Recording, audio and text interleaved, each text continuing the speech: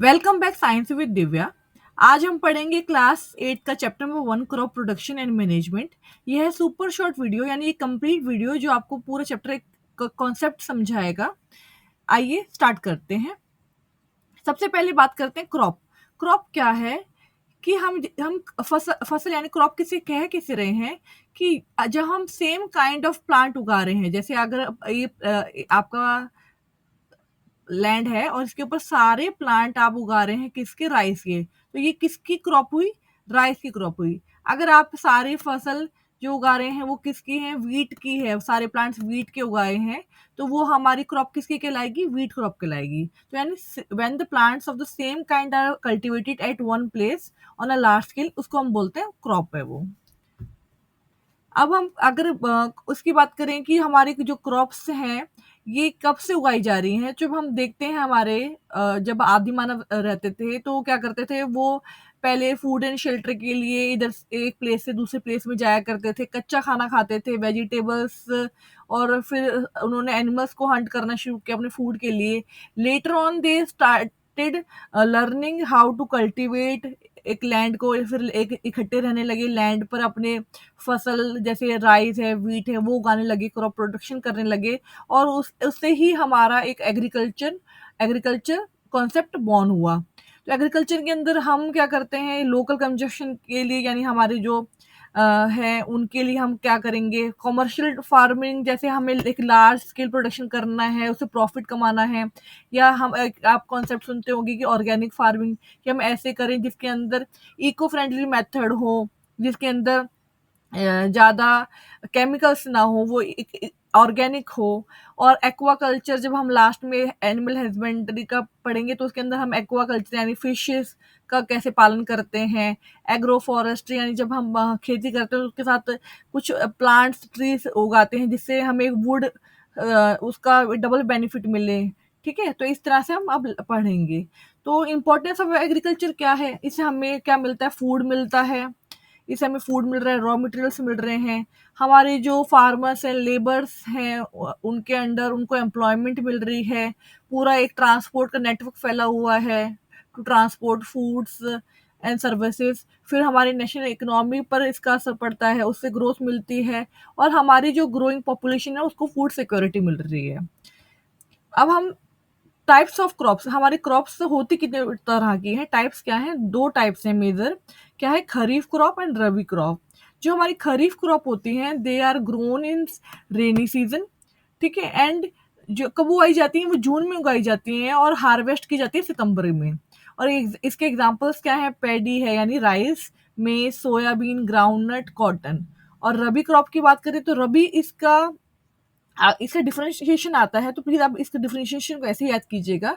जो रबी क्रॉप होते हैं वो हमारे विंटर सीजन में उगाए जाते हैं यानी सर्दियों के सीजन में। कब उगाए जाते हैं, ये अक्टूबर में, और हार्वेस्ट यानी कब इन फसल को काटा जाता है, मार्च में। ठीक है, इसके एग्जांपल्स हैं हमारे वीट, ग्राम, पी यानी मटर, मस्टर्ड, और लिंकसीड यानी जो आपकी अलसी होती है, काले दाने। आइए देखते हैं इसके कैसे। देखिए, ये खरीफ के एग्जांपल ये रहे। खरीफ क्रॉप्स कैसे, जैसे चावल, मेज, सोयाबीन, मूंगफली, ग्राउंडनट, और ये कॉटन जो हमारा नेचुरल फाइबर भी है। और रबी क्रॉप्स का क्या है, वीट यानी गेहूं, ग्राम, मटर, पी, मस्टर्ड, और लिंकसीड ये अलसी, ये हमारे डाइजेशन के अंदर हेल्पफुल होता है, ये वो सीड है। तो ये हमने एग्जांपल्स की बात की। अब हम जब क्रॉप उगाते हैं तो हमारी क्या एग्रीकल्चर प्रैक्टिसेस होने चाहिए, तो उसके अंदर है ना 7 आप स्टेप पढ़ेंगे वन बाय वन। जैसे हम कुछ काम करते हैं, स्टार्ट करते हैं, तो स्टेप्स होते हैं, तो ऐसे एग्रीकल्चर प्रैक्टिस करने के लिए भी स्टेप हैं 7।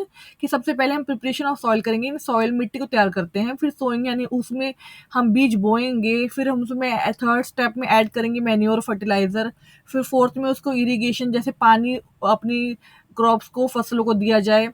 फिर फिफ्थ में हम पढ़ेंगे कि हम अपनी जो हमारी क्रॉप है उनको अनवांटेड प्लांट यानी वीड से कैसे प्रोटेक्ट करें। फिर आप सिक्स्थ में पढ़ेंगे कि कितना हार्वेस्टिंग, जब हमारी फसल पूरी तैयार हो जाती है हम उसको कैसे काटते हैं, कैसे उसको तैयार करते हैं, हार्वेस्ट करते हैं। फिर हम लास्ट में उसको पढ़ेंगे स्टोरेज का। तो आइए स्टार्ट करते हैं। सबसे पहले आता है most important, preparation of soil. जो हमारी सॉइल होती है, मिट्टी होती है, उसको तैयार किया जाता है। आप बड़ी क्लास में पढ़ेंगे, जब हम मिट्टी किसान बोता है तो उसके पीएच भी चेक करता है वो, कि सॉइल है वो हमारी जो हम फसल उगा रहे हैं उसके अकॉर्डिंग उसका पीएच लेवल क्या है। ठीक है, ये आप हायर क्लासेस में पढ़ेंगे। लेकिन प्रिपरेशन ऑफ सॉइल का क्या मतलब है कि इसके अंदर process of loosening and turning of soil किया जा रहा है, जिसको हम बोलते हैं टीलिंग और प्लॉगिंग। हिंदी में जिसको हम बोलते हैं हमारा, कि जैसे हम हल से पहले होता था जोतना, हम हल से जोत रहा है किसान, तो उसको बोलते थे कि भाई ये जुताई हो रही है, that is called tilling, that is called tilling, जोतना, जोता जाना। एंड प्लॉग यानी ये हल की सहायता से हो रहा है, तो इसलिए इसको प्लॉगिंग बोला जाता है। The process of loosening and turning of soil is called tilling और प्लॉगिंग। तो इसका जरूरत क्यों होती है, आवश्यकता क्या है इसकी? ये हम इसलिए करते हैं कि जिससे जो हमारी मिट्टी है वो हमारी तैयार हो जाए, और जो मिट्टी है उसके अंदर जो मोटे जैसे जो पत्थर होते हैं, वो बड़े-बड़े जो ढेले हैं, जुताई करते हुए मिट्टी में, उनको तोड़ सकें, और उनकी सहायता से फिर जब बुआई और सिंचाई करेंगे तो खेतों का जो एक लेवल होना चाहिए वो समतल कर सकें, यानी उसका लेवल बराबर कर सकें। ठीक है? तो इसलिए मिट्टी तैयार की जाती है। जैसे उनकी जो रूट्स हैं वो आराम से ग्रो हो सके, उनको जो एयर है जो वहाँ पे हम डालेंगे मैन्योर, प्रॉपर मिक्स हो सके उस सॉइल के अंदर, और जब वहाँ पर मॉइस्चर रहे, तो ये इसलिए किया जाता है। और इसके जो टूल्स होते हैं वो है प्लॉग है, हो है, कल्टीवेटर है। तो जो आप देख रहे हैं फिगर 1.1, ये प्लॉग यानी हल है। इसका जो मेन पार्ट होता है वो प्लॉग शेयर यानी फाल। ठीक है, और ये जो जिससे जुड़ा हुआ है ये प्लॉग शाफ्ट, इसको हिंदी में भी शाफ्ट बोलते हैं। और ये इसको क्या करते हैं, ये लोहे के इससे चलाते हैं। इससे क्या होता है, जो मिट्टी में मोटे मोटे जो ढेले हैं, पत्थर हैं, वो रिमूव हो जाते हैं। जो पिछली जो क्रॉप की जड़ें रह गई हैं उनको रिमूव कर दिया जाता है। जो इसके अंदर हम डाल रहे हैं मैन्योर्स, वो सारी मिट्टी में एक जैसे बन जाते हैं। ठीक है, आपने ये भी पढ़ा होगा कि जो हमारी पहली जो लेयर होती है वो ही ह्यूमस उपजाऊ लेयर होती है। तो इसको ये पूरी तरीके से लूजनिंग करता है, जिससे हमारे जो हम सीड बोएंगे, हम जो हमारी क्रॉप उगाना चाहते हैं वो आराम से उग सके। उसके बाद ये आता है हमारा क्या, ये फिगर 1.1 में ए यानी हो। ये क्या होता है, कुदाली, आपने देखा होगा, ये भी जानवरों के द्वारा ही होता है। इसमें क्या होता है कि ये एक औजार है, एक टूल है, जिसकी सहायता से जो खरपतवार यानी जो वीड्स लगे होते हैं उनको निकालते हैं, मिट्टी को हल्का करते हैं, लूज करते हैं।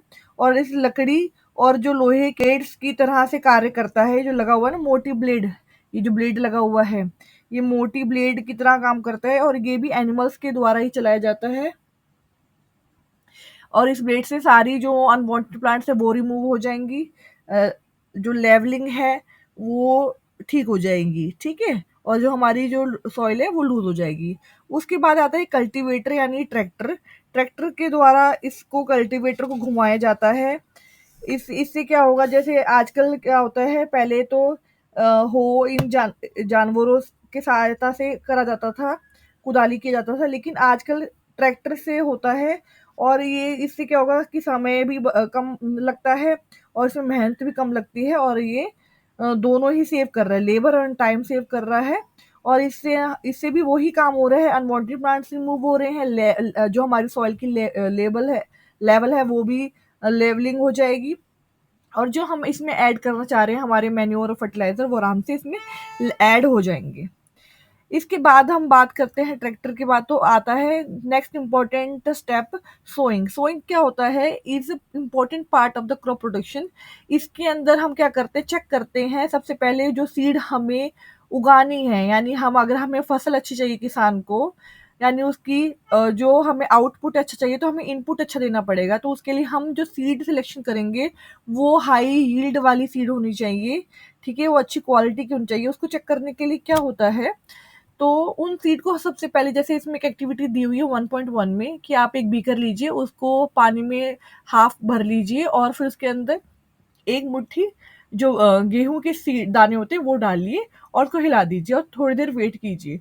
तो आप क्या देखेंगे कि जो हल्के बीज होंगे, यानी जो अंदर से उसके अंदर छेद होंगे, जो खराब होंगे, वो क्या करेंगे, लाइटर वो ऊपर आ जाएंगे, और जो कुछ हैवियर होंगे वो श्रिंक यानी नीचे डूब जाएंगे। तो इससे आपको क्या पता लगेगा, जो डैमेज थे ना, जो खोखले थे, जिसके अंदर इंसेक्ट्स ने डैमेज कर रखा था, खोखले होलो थे, वो ऊपर लाइटर आ जाएंगे, तैरेंगे, यानी वो सीड क्या है, डैमेज सीड है, उन्हें रिमूव कर दिया जाएगा, क्योंकि वो जो ऊपर ऊपर तैर रहे होंगे। और जो गुड क्वालिटी के सीड होंगे, हेल्दी सीड होंगे, वो नीचे बैठ जाएंगे, and they are used to sow, यानी इसको उगाया जाएगा।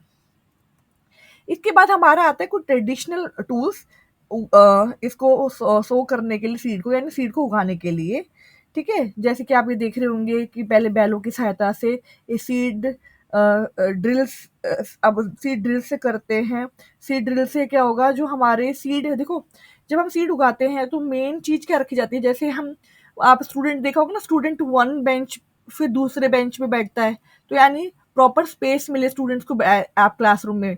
तो ऐसे ही जो सीड होते हैं उनको भी ऐसे ही उगाया जाता है कि एक सीड को दूसरे सीड से बीच में कुछ डिस्टेंस हो, जैसे हम उनको प्रॉपर सनलाइट मिल सके, उनको प्रॉपर वाटर मिल सके, जो हम उनको डाल रहे हैं manure and fertiliser, they also they can get in proper quantity.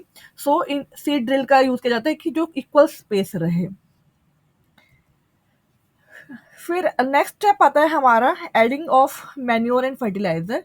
देखो, ये मोस्ट इंपॉर्टेंट क्वेश्चन है इस चैप्टर में कि फर्टिलाइजर मैन्योर में से अच्छा क्या है। देखिए, हम मैन्योर की बात करें तो जो मैन्योर है वो हमारा जैसे हम हिंदी में खाद कहते हैं, ये हमारा नेचुरल सब्सटेंस है जो ऑब्टेन किया जाता है डिकम्पोजिशन ऑफ कैटल डंक और प्लांट रेजिड्यू, यानी जो गाय का गोबर होता है, जो घर प्लांट के जो बचा हुआ जैसे सब्जियों का है कूड़ा है, वेजिटेबल्स और फ्रूट्स के जो छिलके हैं, उनके जो पील से हम बनाते हैं मैन्योर। आपने क्लास 8 सॉरी 6th में पढ़ा होगा वर्मी कंपोस्टिंग, लास्ट चैप्टर के अंदर वर्मी कंपोस्टिंग, यानी ये लाल केचुओं के द्वारा कंपोस्ट बनाया जाता था, तो वो हमारा मैन्योर है। मैन्योर क्या करता है, ये फील्ड में ही बनाया जाता है, ये जो मैन्योर से यानी हमारे फील्ड्स में ही बनता है। और इसके अंदर क्या होता है, लॉट्स ऑफ ह्यूमस, ये इसका बहुत अच्छा है, क्योंकि जो हमारी टॉप लेयर होती है ह्यूमस की, वो ही हमारी सबसे ज़्यादा उपजाऊ यानी फर्टाइल बनाती है सॉइल को। और जो मैन्योर होता है ये हमारी सॉइल को क्या करता है, लॉट्स ऑफ ह्यूमस प्रोवाइड करता है। ठीक है, और वैसे रिलेटिवली इसके अंदर less rich in plant nutrients होता है। अगर हम यहाँ बात करें फर्टिलाइजर की, फर्टिलाइजर क्या है, मैन मेड है, they are made in the factories. ठीक है, ये फैक्ट्रीज में बनाया जा रहा है, ये इनऑर्गेनिक सॉल्ट है, वो ह्यूमस ऐड नहीं करते सॉइल के अंदर, ये इसका एक डिस पॉइंट है, डिसएडवांटेज है इसका। लेकिन ये हाँ हाईली रिच होते हैं plants nutrients like nitrogen, phosphorus and potassium, NPK. और ये जो अगर मैं कहूँ कि इसके अंदर से बेस्ट क्या है, तो हाँ हाईली रिच हैं ये देने के लिए एनपीके प्लांट न्यूट्रिएंट्स। बट ये क्या करते हैं, धीरे धीरे हमारी सॉइल की फर्टिलिटी को कम करते जाते हैं, क्योंकि ये ह्यूमस ऐड नहीं कर रहे। और जो मैन्योर है, they are safer to soil, they वो हमारी जो फर्टिलिटी है उसको मेंटेन रखते हैं सॉइल की। इसके बाद हमारा जो आता है नेक्स्ट क्वेश्चन कि एडवांटेजेस ऑफ मैन्योर क्या है, तो उसका यही है, आप बोलेंगे कि जो मैन्योर होते हैं वो बेटर होते हैं देन फर्टिलाइजर। क्यों होते हैं, क्योंकि वो क्या करते हैं, अनहांस करते हैं, यानी इंक्रीज करते हैं प्लांट, जो वाटर हम डालते हैं ना इरिगेशन कर जब करते हैं, तो वो क्योंकि ह्यूमस है तो वो वाटर होल्डिंग कैपेसिटी सॉइल की इंक्रीज कर देता है, सॉइल को पोरस बना देता है, जिससे कि जो एक्सचेंज ऑफ गैसेस हो सके वो भी इजीली हो सके। ठीक है, और क्या करेगा, जो हमारे जैसे मैंने बात की वर्मी कंपोस्टिंग में रेड अर्थवॉर्म, तो ऐसे जो हमारे फ्रेंडली माइक्रोब्स है, यानी जो ऐसे कुछ जो माइक्रोब्स यानी जैसे अर्थवॉर्म है, ये आराम से उसमें सॉइल में ग्रो सके, तो उसका ये नंबर इंक्रीज करता है फ्रेंडली। और जो इम्प्रूव करता है हमारा टेक्सचर, यानी जो हमारी सॉइल की फर्टिलिटी को ये एनहांस करता है।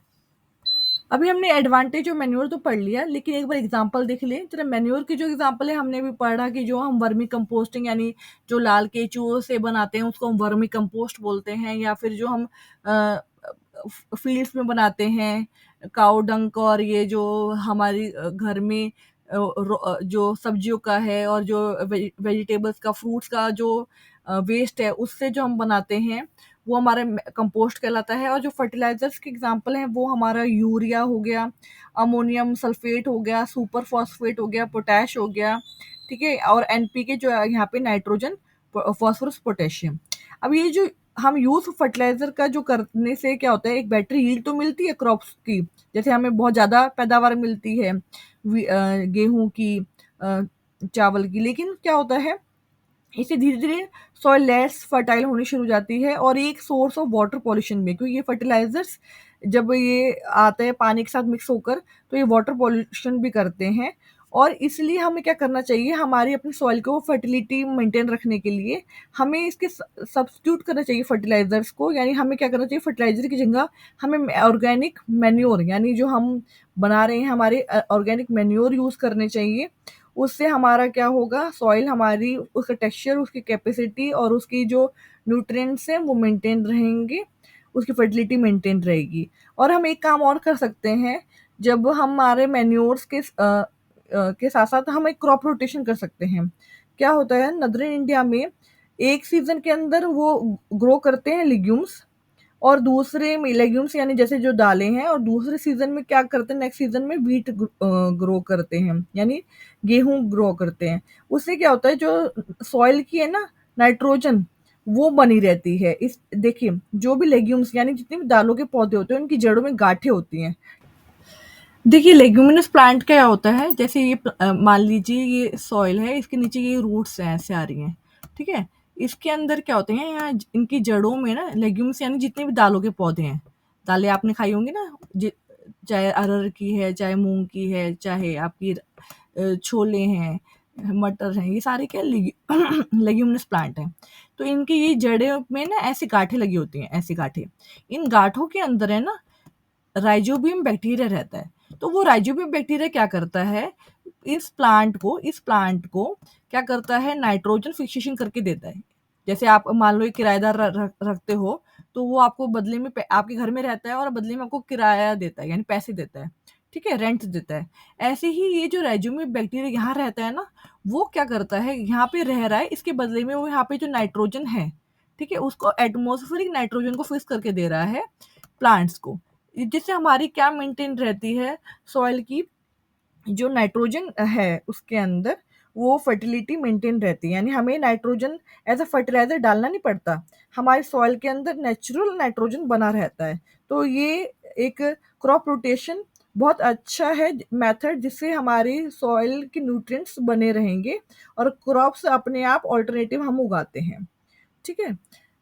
इसके बाद नेक्स्ट आता है हमारा इम्पोर्टेंट इरिगेशन का। इरिगेशन क्या है, देखिए जैसे हम क्लासरूम में आप बच्चे वाटर वाटर लेकर आते हैं और थोड़ी देर में मैम से कहते हैं, ma'am can I may I drink water. तो इसलिए ऐसे हमारी क्रॉप्स भी क्या है, उनको भी एक सप्लाई ऑफ वाटर चाहिए एट रेगुलर इंटरवल्स। हाँ, कुछ इसी प्रोसेस को हम कहते हैं इरिगेशन। कुछ हमारी क्रॉप्स को होता है ज़्यादा वाटर चाहिए होता है, कोई को इंटरमीडिएट, तो उसके रिक्वायरमेंट के अकॉर्डिंग उसको वाटर प्रोवाइड करना, दैट इज कॉल्ड इरिगेशन। अब सोर्सेज क्या होते हैं इसके, जैसे वेल्स है, ट्यूबवेल्स है, पॉन्ड्स है, lakes, river, dams and canals etcetera. अब आता है हमारा ट्रेडिशनल मेथड्स ऑफ इरिगेशन, जैसे कि ये जैसे पहले होता था ना, कुएं से पानी निकाल के सिंचाई कर रहे हैं या चेन पंप से सिंचाई कर रहे हैं, दे आर ट्रेडिशनल मेथड्स। और फिर ये देखिए एक ये ट्रेडिशनल मेथड आता है 1.4C में दिखा हुआ, ये धेकली और राहत, ठीक है। जैसे भाई जो आपका देख रहे होगे, ये बैल घूम रहा है यहाँ से, उसके कारण यहाँ से पानी आ रहा है, रोटेशन होकर पानी सप्लाई हो रहा है। They are called traditional methods. आइए अब हम पढ़ेंगे मॉडर्न मेथड्स ऑफ इरिगेशन। जो मॉडर्न मेथड ऑफ इरिगेशन है, उसके अंदर फर्स्ट ऑफ ऑल आता है ये स्प्रिंकलर सिस्टम। स्प्रिंकल्स आप क्या समझते हैं, जैसे फुवारा होता है ना, स्प्रिंकल निकलते हैं, उससे से पानी निकलता है फुवारे में से। तो ये मोर यूजफुल मेथड है ऑन द अनइवन लैंड। जो लैंड होता है ना, जो अनइवन होगा, जो सीधा नहीं है, उसके लिए यूजफुल है, क्योंकि वहाँ पे ज़्यादा वाटर होता नहीं है और वहाँ पे परपेंडिकुलर पाइप्स लगती हैं जिनके पास रोटेटिंग नोजल्स होते हैं ऑन टॉप। और क्या करते हैं वो जॉइंट करते हैं मेन पाइपलाइन से एट रेगुलर इंटरवल्स। इसी कारण क्या होता है पानी अलाउ करता है to flow from the main pipe under pressure with the help of pump. और ये जो रोटेटिंग नोजल्स है ना उसमें से फुवारे की तरह बाहर निकलता है, जैसे बारिश आती है ना इस तरीके से। तो ये जो स्प्रिंकलर मेथड है यूजफुल है for lawns, for coffee plantation और सेवरल अदर क्रॉप्स आल्सो। इसके बाद हम पढ़ेंगे ड्रिप सिस्टम। ड्रिप सिस्टम क्या है? इसके अंदर जो वाटर फॉल करता है ड्रॉप बाय ड्रॉप, यानी बूंद बाय बूंद बूंद गिरती है डायरेक्टली इन द रूट्स। क्योंकि आपको पता है जैसे हम तो पानी मुंह से पीते हैं, लेकिन जो हमारे प्लांट्स है वो इनटेक ऑफ वाटर करते हैं by the help of roots. तो इसलिए जो हम पानी उनके रूट में डायरेक्ट दे, रूट वो ले, तो ये जो ड्रिप मेथड है उससे क्या होता है पानी बूंद बूंद करके गिरती है उनके रूट्स में। और वहां से बेस्ट टेक्निक है for watering fruit plants, garden and trees. इससे क्या, इस मेथड से क्या होता है पानी बिल्कुल वेस्ट नहीं होता, water is not wasted at all. और ये बूम है रीजन वहां पर जहां पर पानी की बहुत कमी होती है, उन रीजन के लिए बहुत ज्यादा अच्छा मेथड है। अब आता है हमारा नेक्स्ट है प्रोटेक्शन फ्रॉम वीड्स। ठीक है, प्रोटेक्शन फ्रॉम वीड्स। वीड्स क्या होते हैं? अनवांटेड प्लांट्स यानी अनडिजायरेबल प्लांट्स जो हमने क्रॉप इन द क्रॉप उगाए नहीं होते। क्रॉप्स को तो हम उगाते हैं ना, हम सीड डालते हैं, हमें वो क्रॉप चाहिए है, जैसे हमें गेहूं चाहिए तो हम गेहूं की सीड डाल रहे हैं और हमें फसल गेहूं की चाहिए। लेकिन उनके साथ कुछ अनवांटेड अनडिजायरेबल प्लांट उग जाते हैं जिनको हम बोलते हैं वीड्स। ठीक है, अब देखिए जैसे आपकी मम्मी आपको लंच बॉक्स दे, वो मम्मी तो आपको आपके लिए दे रही है, ठीक है, कि मेरा बच्चा खाएगा। बट अगर कोई आपका एक दोस्त हो जो अपना लंच बॉक्स लेकर ना आए और वो आपका ही छीन कर खा जाए रोज, तो आपको क्या होगा? आपको खाना नहीं मिलेगा, आप धीरे धीरे वीक हो जाओगे। तो ऐसे ही हमारे जो ये अनवांटेड प्लांट्स होते हैं, ये क्या करते हैं, जो हम अपने फर्टिलाइजर, जो हम मैन्योर, जो हमारी सनलाइट, जो हम वाटर दे रहे हैं अपनी क्रॉप को, वो उनको ना पहुंच कर ये वीड्स ले लेते हैं उनसे। ठीक है, तो इसलिए इन वीड्स को रिमूव करना बहुत इंपॉर्टेंट होता है। तो हम क्या करते हैं, कुछ केमिकल्स डालते हैं जिनको हम वीडीसाइड बोलते हैं, यानी वीड्स को मारते हैं। वीडीसाइड मतलब जो वीड्स को डिस्ट्रॉय करते हैं, रिमूव करते हैं, उनको डालते हैं। जैसे कि एग्जांपल दिया हुआ है यहाँ पे 24D। 24D क्या है? 24 dichloro phenol oxy acetate acid acid होता है, एस्टिक एसिड होता है। वो क्या है, एक तरह का एक हार्बिसाइड है जिसके कारण जो वीड्स होते हैं वो रिमूव हो जाती हैं। हम वहाँ कुछ हम इंसेक्टिसाइड्स और कुछ पेस्टिसाइड भी डालते हैं जिससे जो जो कीड़े लगते हैं हमारी फसलों को उन स्प्रे करते हैं, और जिससे वो बचे हमारे जो हमारे प्लांट्स हैं उनको हम बचाते हैं। पूरा ये जो प्रोसेस बचाने की फसल को जब तो तैयार हो, ये बहुत इम्पोर्टेंट है। इसके बाद हमारा आता है नेक्स्ट, हम जैसे स्प्रे कर रहे हैं, देखिए हम स्प्रे कर रहे हैं तो यहाँ पे क्या दिखा होगा, इन्होंने स्प्रे करते हुए फार्मर्स की हेल्थ पर इफेक्ट ना पड़े इसलिए उनको बहुत केयरफुल करना चाहिए। उनकी नोज और माउथ को कवर करना चाहिए, मास्क लगाना चाहिए स्प्रे करते वक्त। ठीक है, अब नेक्स्ट इम्पॉर्टेंट टास्क आता है जो हमारा सेकेंड लास्ट, हार्वेस्टिंग। हार्वेस्टिंग क्या है? Is a process by which cutting of crop after it get mature. ये हमारी प्रोसेस है कॉल्ड हार्वेस्टिंग। इसको पहले कैसे किया जाता था? सिकल यानी जैसे होता था ना, दराती से काटते थे हाथ से, लेकिन अब मशीनों के द्वारा होता है जिसको हम हार्वेस्टर बोलते हैं। हार्वेस्टर से काटा जाता है, जैसे कि ये देखिए, ये आप देख रहे होंगे सिकल, यानी ये आपकी दराती से पहले काटा जाता था, लेकिन अब ये मशीन्स यूज की जाती हैं जिसको ये कंबाइन है। इस मशीन से क्या हो रहा है, जैसे हमने फसल काट ली, ठीक है, लेकिन जो उसके सीड्स होते हैं उनको, जो उसका जो क्या कहते हैं, जो चाफ है, यानी जो उसका जैसे कटाई के बाद फसल के जो दाने होते हैं ना उसको फूसे भूसे से अलग करना, उसको हम क्या कहेंगे, थ्रेशिंग कहते हैं इस प्रोसेस को। और उस प्रोसेस को हम कैरी आउट करते हैं by the help of this machine combine. इससे क्या होता है, हार्वेस्टर एज वेल थ्रेशर दोनों को काम कर लेता है ये। ठीक है, और जो छोटे फार्मर्स होते हैं वो क्या करते हैं, विनोइंग से रिमूव करते हैं दानों को। विनोइंग मतलब एक जो हल्के दान जो हल्का फूसा होगा वो थोड़ा दूर गिरेगा और जो दाने होंगे वो पास गिरेंगे। ठीक है, क्योंकि जो दाने होंगे वो ड्यू टू ग्रेविटी पास गिरेंगे, और जो जो चाफ यानी जो फूसा होता है वो हल्का होता है, वो विंड से थोड़ा दूर जाके गिरेगा। तो ये विनोइंग मशीन पहले हाथ से किया जाता था, लेकिन अब ये विनोइंग मशीन यूज़ होती है, जो छोटे लैंड होल्डिंग फार्मर्स हैं वो इस तरीके से सेपरेट करते हैं। उ अब इसके बाद हम क्या पढ़ेंगे कि हमारे कुछ हार्वेस्ट फेस्टिवल भी होते हैं।